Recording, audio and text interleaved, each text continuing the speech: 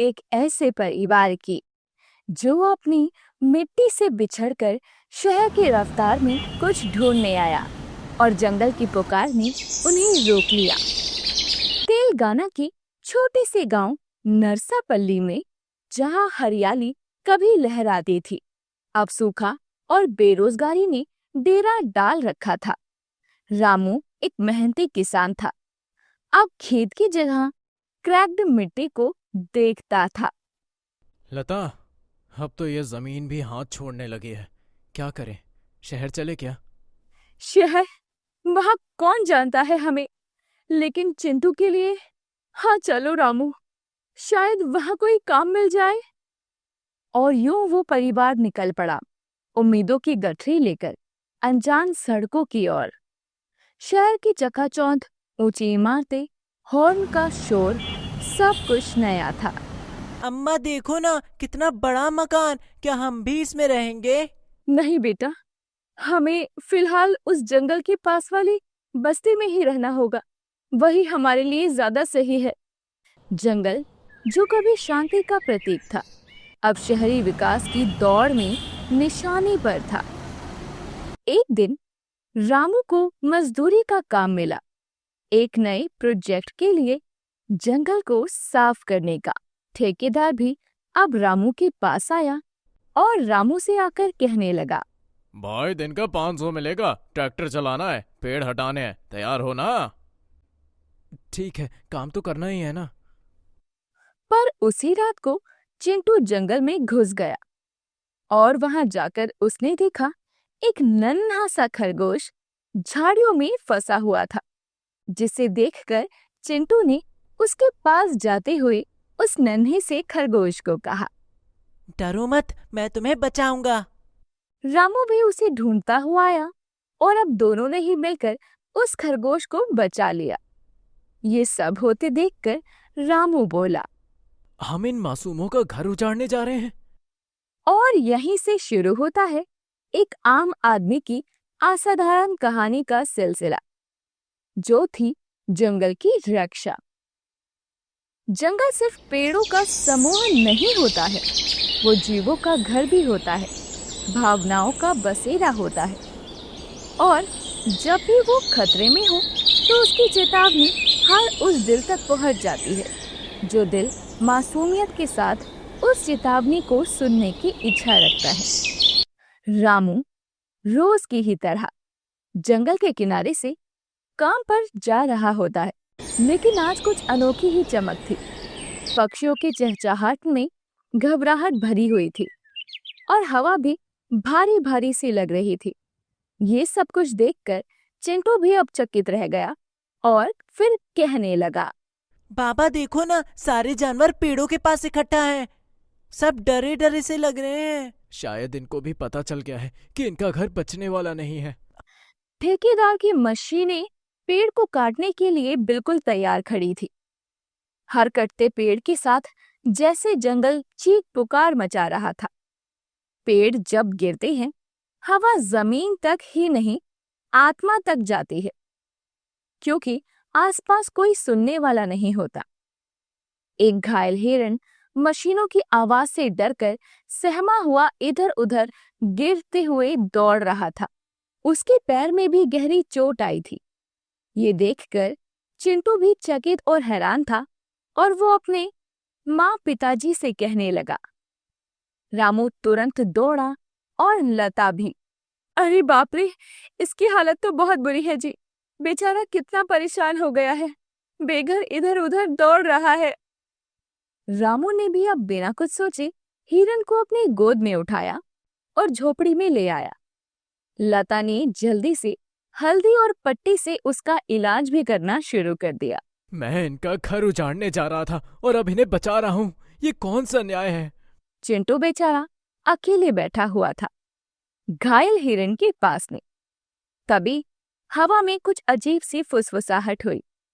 झाड़ियों से एक लोमड़ी, एक उल्लू और एक कछुआ निकलकर बाहर आए और उनमें से सबसे शातिर लोमड़ी ने कहा, तुमने हमारे साथी को बचाया, इसलिए हम तुमसे बात कर सकते हैं। जानवर बोलते हैं। और अगली सुबह की बात है। रामू को ठेकेदार फिर से अपने पास बुलाता है और ठेकेदार ने अब रामू से कहा, सुन रामू, आज से पूरी जमीन साफ करनी है वरना पैसे कट जाएंगे, समझे? साहब अगर मैं ना करूँ तो किसी और को रख लेंगे। तुम्हारा काम सिर्फ मशीन चलाना है, सवाल पूछना नहीं। रामू भी चुपचाप वापस लौट गया। रामू का मन बेचारा अब दो ध्रुवों के बीच में उलझा पड़ा था, पेट की भूख और आत्मा की पुकार, और दूसरी तरफ जंगल का दर्द। अब जंगल के दर्द ने भी उसके भीतर घर करने की पूरी ठान ली थी। तो वहीं उसे इतना परेशान देखकर रामू की पत्नी लता कहने लगी, रामू, हम भूखे रह लेंगे, लेकिन वो जो जख्म तू इन मासूमों को देगा उसका इलाज कोई नहीं करेगा। उन जानवरों का दर्द पीड़ा कोई नहीं समझता। वो तो हमारी तरह अपना दुख बयां भी नहीं कर सकते हैं। ठीक है, अब मैं इनके लिए लड़ूंगा, जंगल के लिए, चिंटू के लिए और खुद के लिए। रामू, ये सब मत करो, ये पूरी तरह से गलत है। रामू चिंटू और लता के साथ बैठा था। जंगल से अचानक फिर से वही आवाजें आ रही थी, वही फुसफुसाहटें, पत्तों की सरसराहट। जानवर फिर से सामने आते हैं, वहीं लोमड़ी, उल्लू और अब उनके साथ एक हाथी और एक चीता भी था। तभी हाथी रामू के पास आता है और रामू से बोलने लगता है, रामू, तुमने हमें बचाया, अब हमारी बारी। लेकिन मैं क्या कर सकता हूँ, मेरे पास न ताकत है और न ही पैसा। रामू ने भी अब फैसला कर लिया कि अब वो अकेला नहीं है। सबसे पहले वो पास की बस्ती में गया और अपने जैसे गरीब मजदूरों से बात की और उन्हें अपनी बात को समझाने की पूरी कोशिश की। रामू ने उस गांव के सभी मजदूरों के पास में जाकर कहना शुरू किया, भाइयों, हमें काम चाहिए, लेकिन क्या उस काम की कीमत इस मासूम की जान होनी चाहिए? पर रामू भाई, हम भूखे मरेंगे। तो चलो कुछ नया करें, इन जानवरों के साथ मिलकर अपनी आवाज उठाएं। शायद सरकार सुने, सोशल मीडिया है, न्यूज है, लड़ेंगे पर अपने जंगल के साथ। चिंटू भी अपने दोस्तों के साथ स्कूल में था और उसने अपने दोस्तों को समझाया, हमारे जंगल को बचाओ, जानवरों का घर ना उजाड़ो। बच्चे भी जंगल रक्षक क्लब का निर्माण करते हैं। पोस्टर, वीडियो, इंस्टाग्राम पर रील्स और लोकल न्यूज चैनलों को खबर देते हैं कि उनके जंगल की क्या पीड़ा है और वो किस हाल में है। हम कभी सोच नहीं सकते थे कि हमारे चिंटू की आवाज इतने लोगों तक पहुंचेगी। सच में हमें गर्व है हमारी चिंटू की परवरिश पर। जंगल के पास विशाल जनसभा होती है। अब रामू, मजदूर, गांव वाले बच्चे सब जंगल के सामने दीवार बनकर खड़े थे और जंगल की रक्षा के लिए तैनात थे। रामू ने सबसे कहा, ये जंगल सिर्फ जानवरों का नहीं, ये हमारी सांसों का साथी है। अगर इसे काटा गया तो हम सब मिट जाएंगे। जब भावनाएं एक दिशा में बहती है तो वो आंदोलन का रूप लेकर निखरती है, और इस आंदोलन का साथ देने खुद जंगल चला आया और सभी जानवर भी अब चुपचाप शांत खड़े थे, इंसानों के पीछे, जैसे कि बोल रहे हो, अब हम सब साथ हैं। रामू, चिंटू और जानवरों की टोली अब पूरी तरह से तैयार थी अपने जीवन के आखिरी संघर्ष के लिए। तभी लोमड़ी कहने लगी, कल वो आएंगे मशीनें लेकर, क्या तुम तैयार हो? हाँ, जंगल अब अकेला नहीं है। अगला दिन सिर्फ एक विरोध का नहीं, बल्कि जंगल के आत्मसम्मान की लड़ाई का भी था। वहां हार की कोई गुंजाइश और जगह नहीं थी कि तभी प्रकाश रामू से कहने लगा, आज इस जंगल को साफ करो, आईटी हब यही बनेगा, कागजों पर हमारी मंजूरी है। ये जंगल अब तुम्हारी मशीनों से नहीं डरेगा, अब इसकी आवाज हम हैं। अरे वाह, मजदूर अब नेता बन गए, हटो सामने से वरना। हाथी की चिंगार, पक्षियों का झुंड आसमान में उड़ रहा था। लोमड़ी, चीता, बाघ, सभी जानवर इंसानों के पास आकर खड़े होते हैं और प्रकाश कहने लगता है, ये सब क्या है? ये प्रकृति की सेना थी, बिना बंदूक, बिना हिंसा, बस आंखों में सच्चाई और दिल में डर के खिलाफ आग लिए। तभी चिंटू ने सबसे कहा, आपने पेड़ नहीं देखे साहब, आपने हमारे दोस्त देखे हैं। क्या हम इंसानों में थोड़ी भी इंसानियत नहीं बची?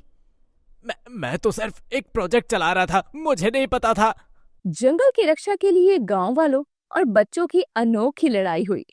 पहली बार जानवरों और इंसानों ने एक साथ में मिलकर विरोध किया। इस जंगल को अब संरक्षित क्षेत्र घोषित कर दिया गया। कोई निर्माण कार्य यहाँ नहीं होगा, ऐसा ऐलान कर दिया गया। रामू और जंगल के जानवरों की मेहनत आखिर रंग लाई थी और प्रकाश ने भी अब रामू से अपनी गलती की माफी मांगते हुए कहा, रामू, मुझे माफ कर दो। मैंने पैसे के पीछे भागते भागते सब कुछ अंधेरे में देखना शुरू कर दिया था। अगर आज आप देख पा रहे हैं तो यही सबसे बड़ी जीत है। वो जंगल सिर्फ जंगल नहीं था, ये एक कहानी बन गई थी, साहस की, एकता की और करुणा की। एक कहानी जिसमें इंसानों और जानवरों ने आकर साथ में जंग की और जीत भी हासिल की। चिंटू भी स्कूल में भाषण दे रहा था और अपने सभी दोस्तों को समझाने की कोशिश कर रहा था कि जंगल हमारे जीवन में क्या जरूरत रखते हैं। पेड़ सिर्फ ऑक्सीजन नहीं देते, वो हमें जीने का तरीका सिखाते हैं। अगर जंगल रहेगा तभी हम रहेंगे। हर शहर, हर गांव, हर बच्चा अगर प्रकृति से प्रेम करे तो कोई प्रकाश अग्रवाल फिर कभी उजाला चुराने की कोशिश भी नहीं करेगा।